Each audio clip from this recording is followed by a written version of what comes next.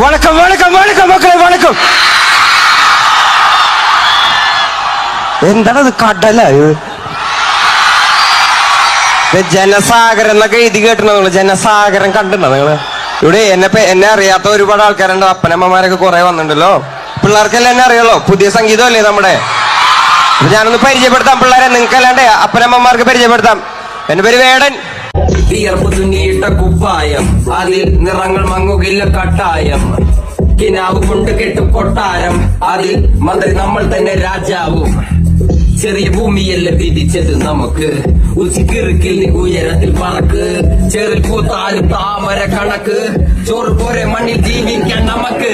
കഥന്റെ കഥയൊന്നും അറിയാത്ത കൂട്ടം, കുരങ്ങ് കരങ്ങളിലോ പൂന്തോട്ടം. വയറ് നിറയ്ക്കാനല്ലേ തോട്ടം, വലയിൽ ഒതുങ്ങാത്ത പരലിൻ കൂട്ടം.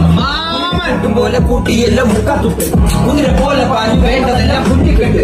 കയറിട്ട കാള ജല്ലിക്കെട്ട്, കണ്ണു മൂടി കെട്ടി ഉണ്ടാക്കുന്ന ഈ